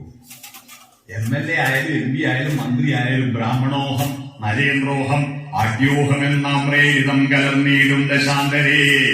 ജന്തുക്കൾ ഭക്ഷിച്ചു കാഷ്ടിച്ചു പോകില്ല, വെന്തു വെണ്ണീറായി ചമഞ്ഞു പോയിടാം, മണ്ണിന് കീഴെ കൃതികളായി പോയിടാം. ഈ ബ്രാഹ്മണോഹം നരേന്ദ്രോഹം അന്ന് പറയുന്നു. ഇപ്പൊ അതിന് MLA യോഗം, മന്ത്രിയോഗം, പഞ്ചായത്ത് പ്രസിഡന്റോഹം എന്നാം നേടുതങ്കലം നീടും ശാന്തരെ. ഭീകരവാദി വെടിവെച്ചു പോകില്ല, ബോംബ് പൊട്ടി മരിച്ചു പോയില്ല. എല്ലാം ഒരുപോലെയാ. ഈ ശരീരം പോവും. എത്ര മനോഹരമായിട്ട് പരിപാലിച്ച തലയാണ് നമ്മുടേത്. എത്ര സുന്ദരമായിട്ട് ഇന്ന് കണ്ണാടിയുടെ മുന്നിൽ നിന്നിട്ട് ചീകി ഒതുക്കി പൊട്ടെല്ലാം തൊട്ടിട്ട് വന്ന തലയല്ലേ നിങ്ങളുടെ തല. ആ തല എങ്ങനെയുണ്ടാവും? തിലകം ചാർത്തി ചിരിയുമഴകായി പല നാൾ പോറ്റിയ പുണ്യശിരസേ, ഉലകം വെല്ലാനുഴറിയ നീയോ വില പിടിയാതൊരു തലയോടായി ആത്മവിദ്യാലയമേ. കമുകര പുരുഷോത്തമൻ പാടിയ പാട്ട് ഓർമ്മയില്ലേ? ഹരിചന്ദ്രൻ ചുടല കാക്കുമ്പോ ഒരു തലയൊട്ടിയും കയ്യിലെടുത്ത് പാടുന്ന പാട്ടാ. രാജാവിന്റെ തലയായാലും പ്രധാനമന്ത്രിയുടെ തലയായാലും പണിക്കാരന്റെ തലയായാലും എല്ലാം ഒരു കോലത്തിലാകും. ഇത് അസത്താണ്, ഇത് മാറ്റത്തിന് വിധേയമാണ്, ഇത് പരിണാമിയാണ്. മായാമയമായി പരിണാമിയായ ഒരു കായം, വികാരിയായെന്നുള്ളത് അധ്രുവം. ഇത് സ്ഥിരമല്ല, ഇത് മാറ്റത്തിന് വിധേയമാണ്. ലക്ഷ്മണോപദേശത്തിൽ എഴുത്തച്ഛന്റെ വരികളാണത്. ഇത് മാറും. ഈ ശരീരം മാറും, ഇല്ലാതാവും, എന്നിട്ട് പുതിയതായി മാറും. മണ്ണിൽ പോയി വേടി പോകുന്നില്ല കേട്ടോ. ഈ ശരീരം നിങ്ങൾ പേടിക്കണ്ടേ, മരിച്ചു പോവല്ലോ, നേടി പോകുന്നില്ല. ഈ ശരീരം പുതിയ കോലത്തിലേക്ക്, പുതിയ അതിലേക്ക് വരും. പുനരപി ജനനം പുനരപി മരണം പുനരപി ജനനീ ജഠരേ ശയനം. ജഠരം വയറ്റിൽ വീണ്ടും കിടക്കും. അത് ഈ പ്രകൃതിയിൽ ഒന്നും ഇല്ലാതാവുന്നില്ല, ഒന്നും പുതിയത് വരുന്നില്ല. ഒന്ന് മാറി മറ്റൊന്നാവുകയാണ് ചെയ്യുന്നത്. ഒന്ന് മാറി മറ്റൊന്നാവുകയാണ്. ഈ സത്യം അന്വേഷിക്കുക, ഈ സത്യം അന്വേഷിക്കുക. ഈ ശരീരമല്ല അസത്താണ്. മരിച്ചു പോയാല് ഒരേ കാലം നമ്മളെ താലോലിച്ച, നമ്മളെ എടുത്തു വളർത്തിയ, എനിക്ക് മൊലികുട്ടിയ അമ്മയല്ലേ, എന്നെ വളർത്തിയ അച്ഛനല്ലേ, എന്റെ സഹോദരനല്ലേ എന്നൊക്കെ വിചാരിച്ചിട്ട് ആ ശരീരത്തെ കുറച്ചു നേരം കെട്ടിപ്പിടിച്ച് കിടക്കുന്ന ഒരു സ്വഭാവം ഉണ്ട് നമ്മളാണ്. അവസാനം കുളിപ്പിക്കാൻ എടുക്കുമ്പോൾ അങ്ങോട്ട് മാറ്റുക. നിങ്ങളങ്ങോട്ട് നിൽക്ക്, നമ്മൾ കുളിപ്പിക്കട്ടെ എന്ന് പറയുമ്പോൾ ഉണ്ട് ചിലത്. അല്ലാത്ത സങ്കടം കൊണ്ട് പറയുന്നു, എന്റെ പാ എന്റെ അമ്മേനെ കൊണ്ടോണ്ടാ, എന്റെ അച്ഛനെ കൊണ്ടോണ്ടപ്പാ എന്ന് പറഞ്ഞ് കരയുമ്പോ കുളിപ്പിക്കാൻ എടുക്കുന്നവർ പറയൂ, നിങ്ങളെ കരയിച്ച് ചെയ്യാൻ കൊണ്ടുപോകുന്നില്ല കേട്ടോ, എന്നാ പിന്നെ നിങ്ങൾ എന്നെ എടുത്തോളി, ആള് പോട്ടെ എന്ന് പറഞ്ഞാൽ എന്തായിരിക്കും കഥ? ഇത് അസത്താണ്. ഈ അസത്ത് വിലയുണ്ടാകുന്നത് എപ്പോഴാ? ഇതിനകത്ത് ജീവനാകുന്നത് സത്തുള്ളത് കൊണ്ടാ. ഈ ജീവനാകുന്ന സത്ത്, ആ സത്താണ്, അതിന്റെ അർത്ഥമാണ് അന്വേഷിക്കുന്നത്. ആ ജീവൻ മൃഗങ്ങൾക്കുണ്ട്, സസ്യങ്ങൾക്കുണ്ട്, നമുക്കുണ്ട്. നമ്മുടെ ജീവൻ വിശേഷപ്പെട്ടതാകുന്നത് എപ്പോഴാ? നമ്മുടെ ജീവൻ വിശേഷപ്പെട്ടതാകുന്നത് വെറും ജീവനുള്ളത് കൊണ്ടല്ല. എല്ലാറ്റിന്റെ അകത്ത് ജീവനുള്ളത് കൊണ്ട് നമ്മൾ നഖം മുറിക്കുന്നു. നഖം നല്ല നെയിൽ പോളിഷ് നല്ല പരിപാലിക്കുന്ന 64 കലകളിൽ ഒരു കലയുടെ പേരാണ് നഖവിചാരം. പല്ല് നന്നായി സൂക്ഷിക്കുന്ന ഒരു കലയെ അറിയോ? 64 കലയിൽ ദന്തവിചാരവും നഖവിചാരവും കലയാണ്. അങ്ങനെ മനോഹരമായി നഖങ്ങളൊക്കെ സൂക്ഷിച്ചിട്ട് അവസാനം ഒരു പരിധി കഴിഞ്ഞാൽ നീളം കൂടുമ്പോ ഇതിനെ കൊണ്ട് ഇടങ്ങാറാവും. അപ്പൊ ഇടങ്ങാറാകുമ്പോ നമ്മൾ നെയിൽ കട്ടർ കൊണ്ട് കട്ട് ചെയ്തിട്ട് ഈ മുറിച്ചു മാറ്റിയ നഖമുണ്ടല്ലോ, ഇതെന്റെ എത്ര കാലം പരിപാലിച്ച നഖാണപ്പാ എന്ന് പറഞ്ഞിട്ട് ആ നഖം എടുത്തിട്ട് ഹോർലിക്സിന്റെ കുപ്പിയിൽ സൂക്ഷിക്കുമോ? എന്റെ നഖല്ലേ? ഇല്ല. ഈ സത്യം നിന്ന് വേർപെട്ടാൽ ഇത് പിന്നെ അസത്ത. തിക്കുറിശി സുകുമാരൻ നായർ എഴുതിയ മനോഹരമായ ഒരു സിനിമാ പാട്ടുണ്ട്, കേട്ടിട്ടുണ്ടോ? അദ്ദേഹം സിനിമാ നടൻ മാത്രമല്ല, നല്ല പാട്ട് എഴുതും. അദ്ദേഹം എഴുതിയ പാട്ടാണ് കൂന്തൽ കെട്ടിനെന്തിനു വാസന തൈലം. കാമുകിയുടെ മുടിയെ വർണ്ണിക്കുക, നിന്റെ മുടിക്ക് വാസന തൈലം, ഹെയർ ഓയിലൊന്നും പൂശണ്ട, നല്ല മണമുണ്ട് നിന്റെ മുടിക്ക്, അല്ലാണ്ട് വെറും മുങ്ങി മണമൊന്നുമല്ല എന്ന് പറയുമ്പോ അതൊക്കെ കഴിഞ്ഞിട്ട് കാമുകന് കുറച്ച് ചോറോ കഞ്ഞിയോ വിളമ്പി. ആ കഞ്ഞി വിളമ്പിയപ്പോ ഈ രാത്രി ഒരു മുടി കിട്ടിയെന്ന് വിചാരിക്കുക. ആ മുടി എടുത്തിട്ട് കൂന്തൽ കെട്ടിനെന്തിന് എന്ന് പറയോ? ഇല്ല. തലയിൽ മാത്രമാണ് മുടി സുന്ദരമാവുന്നത്. കഞ്ഞീര് വീണ വൃത്തികേടാ. കാരണം എന്താ? സത്തിൽ നിന്ന് വേർപെട്ടു. സത്തിൽ നിന്ന് വേർപെട്ടാൽ ഇത് അസത്താണ്. ഈ പ്രപഞ്ചം മുഴുവൻ ഇതുപോലെ നിൽക്കില്ല, ഇതെല്ലാം അസത്താണ്. അതെല്ലാം മാറിയിട്ട് അതിന് ജീവൻ കൊടുക്കുന്ന ഒരു സത്തുള്ളത് കൊണ്ടാണ് നമുക്ക് ഈ പ്രപഞ്ചത്തിന് വില. ചൊവ്വക്കും ചന്ദ്രനും ഒന്നും വില കിട്ടാത്തതെന്നുകൊണ്ടാ. അവിടെ ഒന്നും സത്തില്ല. അവിടെയെല്ലാം പാറക്കല്ലുകൾ മാത്രമേ ഉള്ളൂ. തങ്കത്താഴിക കുടമല്ല, താരാപഥത്തിലെ രഥമല്ല, ചന്ദ്രബിംബം കവികൾ പുകഴ്ത്തിയ സ്വർണമയൂരമല്ല. അവിടെ ഏകാന്ത ശൂന്യതയല്ലോ. അല്ലേ? അവിടെ സത്തില്ല. ഇവിടെ ഭൂമിയുടെ മഹത്വം എന്ന് പറയുന്ന സത്താണ്. ഈ സത്തിനെ നശിപ്പിക്കരുത്. ജീവിതത്തിൽ എങ്ങനെ പ്രാവർത്തിയാകും? അടിച്ചുവാരി കത്തിക്കുമ്പോൾ അതിലേക്ക് എത്ര കോടി സത്തിനെയാണ് നിങ്ങൾ നശിപ്പിക്കുന്നത്? നിങ്ങൾ ഒരുപോലെ തലക്കിയിട്ട് കത്തിക്കുമല്ലോ, ചപ്പടിച്ചു കൂട്ടി കത്തിക്കുമല്ലോ. ഈ കത്തിക്കുമ്പോ 1 കിലോ തൈലകളിൽ നിന്ന് കിട്ടുന്ന മണ്ണിന് കിട്ടുന്ന ജൈവ അംശമുണ്ടല്ലോ, അതിന്റെ ജീവാംശം, അതിന്റെ ജീവകണങ്ങൾ 1 കിലോ കത്തിക്കുമ്പോ കിട്ടുന്ന ജീവകണങ്ങൾ 100 ഗ്രാമാണ്. 100 ഗ്രാം ജീവകണങ്ങൾ. കത്തിക്കുമ്പല്ല, മണ്ണിൽ ലയിച്ചാൽ 1 കിലോ ഇല മണ്ണിൽ ലയിച്ചാൽ 100 ഗ്രാം ജൈവകണങ്ങൾ കിട്ടും. എന്നാൽ അത് കത്തിച്ചാലോ നമുക്ക് കിട്ടുന്ന വെണ്ണീർ എത്രയാണ്? 1 കിലോ ഇല കത്തിച്ചാൽ 2 ഗ്രാമാണ്. 2 ഗ്രാമാണ്. ബാക്കി 98 ഗ്രാമിനെ നമ്മൾ നശിപ്പിക്കുക. ഓല കരക്കി ഓലയും മണലും മുഴുവൻ തെങ്ങിനിട്ട് മൂടിയാൽ അതിന്റെ ജീവഗണം തെങ്ങിന് കിട്ടും. പ്രത്യേകിച്ച് അന്തരീക്ഷത്തിൽ ഇപ്പൊ നമ്മൾ കത്തിക്കുമ്പോ ഭീകരമായ അവസ്ഥയാണ്. ഇപ്പൊ ചൂട് സഹിക്കാൻ പറ്റത്തില്ലല്ലോ. ഈ സത്യം അറിയാഞ്ഞിട്ടാണ് നമ്മളിത് ചെയ്യാത്തത്. സത്യം ചിന്തിക്കുന്നില്ല. സത്യം അന്വേഷിക്കട്ടെ. ഈ പ്രപഞ്ചത്തിന്റെ നിലനിൽപ്പ് എന്താണ്? ജീവനാണ്. ആ ജീവനെ നശിപ്പിക്കുന്ന ഒന്നും ഞാൻ ചെയ്യൂല. ഈ മണ്ണിന്റെ ജീവനെ നശിപ്പിക്കുന്ന എന്താ? നിങ്ങൾ കാത്തിച്ച് മണ്ണിൽ തുപ്പിയാല് അത് ജീവന് ഒരു തകരാറുണ്ടാകുന്നില്ല. ഒറ്റ ദിവസം കൊണ്ട് ആ കഫം മണ്ണിൽ ലയിച്ചു ചേരും. അത് കൃമികീടങ്ങൾ അത് മണ്ണിന്റെ ഭാഗമാക്കും. നിങ്ങൾ മലം പണ്ട് തൈപ്പുകളിൽ കുണ്ടടയിലും മൂലധന നിക്ഷേപം നടത്തിയ കാലമില്ലേ? ആ മലല്ലാടി ഉണ്ടോ? ഒരാഴ്ച കഴിയുമ്പോഴേക്കത് മണ്ണിന്റെ ഭാഗമാവുമല്ലോ. അന്ന് നല്ല തെങ്ങിന് കായ കൊടുത്തുണ്ടേയും. ഇപ്പൊ കക്കൂസ് വന്നതോടുകൂടി തെങ്ങും ഒരു കംപ്ലീറ്റ് മണ്ടേക്കാണ്. കാരണം ഈ നല്ല ജീവാംശം കിട്ടുന്നില്ല. അന്ന് അന്തരീക്ഷത്തിൽ വായുവായിട്ടായിരുന്നു മലത്തിന്റെ ബന്ധം. വായുവിലേക്ക് മലത്തിന്റെ മണം വരുന്നു എന്നുള്ള അതിപ്പോ നമ്മളെന്താക്കി വെള്ളത്തിലേക്ക് കുഴിച്ചിട്ട് ആ നല്ല മഴക്കാലത്ത് ഉറവ് വന്നു. കക്കൂസിന്റെ ടാങ്കിലും വെള്ളം വന്നു, കിണറ്റിലും വെള്ളം വന്നു. ഈ വെള്ളം ഉള്ളിൽ അങ്ങോട്ടും ഇങ്ങോട്ടും സംബന്ധക്കാർ അങ്ങോട്ടും ഇങ്ങോട്ടും പോവുകയും വരികയും ചെയ്യും. അങ്ങനെ നമ്മളെ കിണറ്റിലെ വെള്ളം മുഴുവൻ എന്തായി? ഈക്കോളി ബാക്ടീരിയ നിറഞ്ഞു.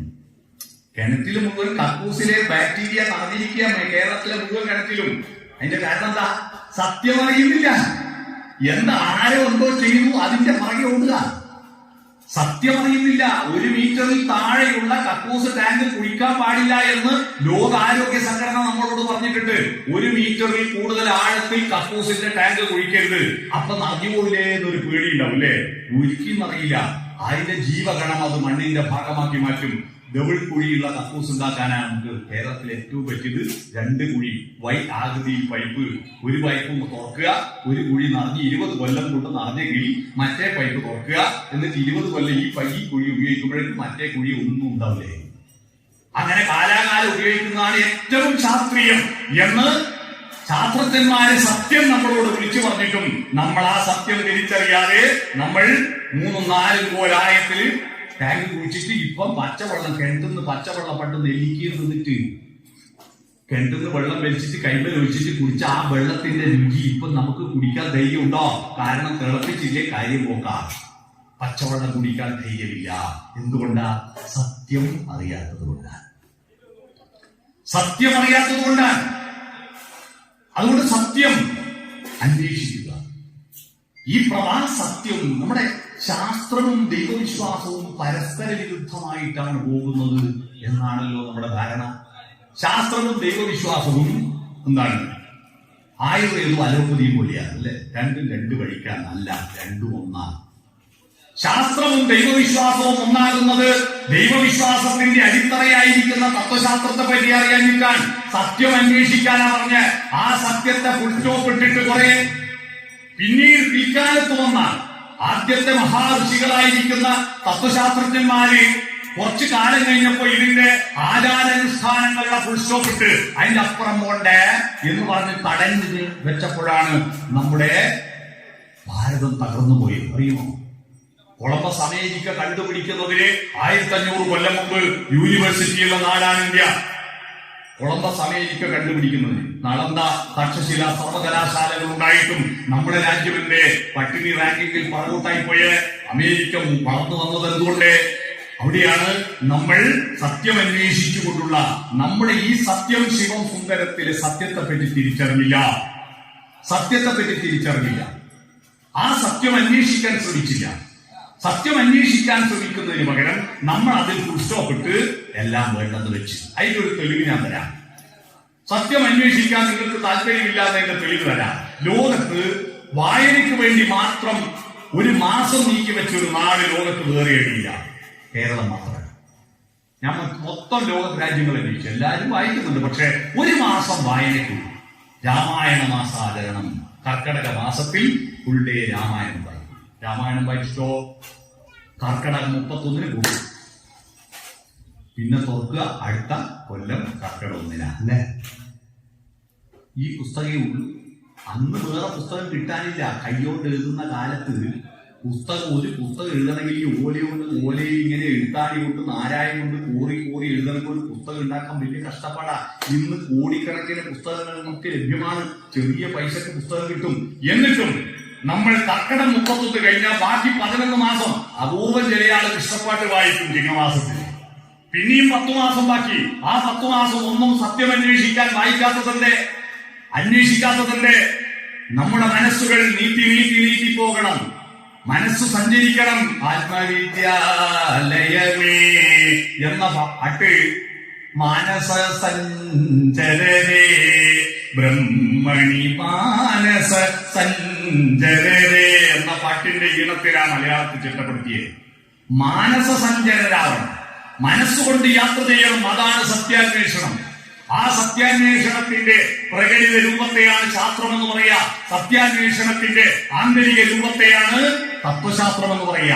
അപ്പൊ തത്വശാസ്ത്രവും ശാസ്ത്രവും പരസ്പര പൂരകങ്ങളായി മുന്നോട്ട് പോകാൻ വേണ്ടിയിട്ടാണ് ഭാരതത്തിലെ ആത്മീയ തത്വശാസ്ത്രം നമ്മളോട് ആഹ്വാനം ചെയ്തത്. പക്ഷേ ആ ആത്മീയ തത്വശാസ്ത്രത്തെ മുഴുവൻ പഴച്ചൊടിച്ചൊടിച്ച് അതിന്റെ ആചാരാനുഷ്ഠാനങ്ങളിൽ കെട്ടിയിട്ടിട്ട് ബുദ്ധിയുടെ വളർച്ചയെ മുരടിപ്പിച്ചത് കൊണ്ടാണ് ഭാരതം ഇങ്ങനെ പുറകോട്ട് പോയതെന്ന സത്യം എല്ലാ ഭക്തന്മാരും തിരിച്ചറിയണം. അതുകൊണ്ട് സത്യം അന്വേഷിക്കണം. പക്ഷെ ഈ സത്യം എന്തിനാ അന്വേഷിച്ച് കണ്ടെത്തുന്നത്? സത്യം പറയുന്നതിനൊരു നന്മയുണ്ടാകണം. സത്യം കണ്ടെത്തിയതിനെ കൊണ്ട് നാടിനെന്തോ ഗുണം വേണ്ടേ? സത്യം കണ്ടെത്തിയത് കൊണ്ട് നാടിനെന്തോ ഗുണം വേണം. അല്ലാതെ സത്യം കണ്ടെത്തിയിട്ടല്ല. ഇപ്പൊ ഒരു കണ്ണ് മാത്രമുള്ള ഒരു മനുഷ്യനെ നോക്കിയിട്ട് ഒരാൾ വിളിച്ചു, എന്താ ഒറ്റ കണ്ണ? ഞാൻ സത്യമല്ലേ പറഞ്ഞിട്ട് ഒരു കണ്ണല്ലേ. പക്ഷെ അതിൽ ശിവമില്ല, നന്മയില്ല. അവന്റെ ഒരു പോരായ്മയെ അപഹസിക്കുകയാണ്. ഒറ്റ കണ്ണാന്ന് വിളിച്ചിട്ട് സത്യമേ പറഞ്ഞിട്ടു. ഞാനിപ്പോ ഇവിടുന്ന് 1 മണിക്കൂർ നേരം ലോകത്ത് സത്യങ്ങൾ മാത്രം വിളിച്ചു പറഞ്ഞിട്ടുണ്ട്. നിങ്ങൾ എന്നെ കൈകാര്യം ചെയ്യും. കാരണം എനിക്ക് 2 കണ്ണുണ്ട്, എനിക്ക് മൂക്കിന് 2 ഓട്ടയുണ്ട്, മൂക്കിന് താഴെയാ വായയിലൂടെ ഭക്ഷണം കഴിക്കുന്നതല്ല ഞാനിങ്ങനെ സത്യമല്ലേ പറയുന്നു. ഇത് മാത്രം പറഞ്ഞിട്ട് എന്താ? ചെറിയാളെ പ്രസംഗിക്കും കേൾക്കാം. എന്റെ ഓർമ്മ ശരിയാണെങ്കിൽ 1947 ആഗസ്റ്റ് 15 എന്റെ സ്വാതന്ത്ര്യം കിട്ടി. ഇവന്റെ ഓർമ്മ ശരിയാണെങ്കിൽ ഇതെല്ലാം പറയേണ്ട കാര്യം ഇതായിരിക്കും അറിഞ്ഞൂടാത്തത്. നമുക്കറിയുന്ന സത്യത്തെ വീണ്ടും പറയലല്ല സത്യം, അറിയാത്ത സത്യത്തെ കണ്ടെത്തലാണ് സത്യം. ആ സത്യം കൊണ്ട് കേൾക്കുന്നവന് ഗുണമുണ്ടാകുമ്പോഴാണ് അത് സത്യമാകുന്നത്. ശിവമുണ്ടാകണം, നന്മയുണ്ടാകണം. സത്യം അന്വേഷിച്ച ബുദ്ധിയുടെ വളർച്ച ഈ ലോകത്തിന്റെ പാരസ്പര്യ ബന്ധത്തിന് വേണ്ടി ഉപയോഗിക്കുമ്പോഴാണ് ശിവം ഉണ്ടാകുന്നത്. ശിവം എന്ന വാക്കും ശിവൻ എന്ന വാക്കും തെറ്റിദ്ധരിക്കപ്പെട്ട 2 വാക്കുകളാണ്. ശിവൻ എന്ന ദൈവത്തെ ആരാധിക്കുന്നതിന് മുമ്പ് ശിവം എന്ന വാക്കുകൾ അറിയുമോ?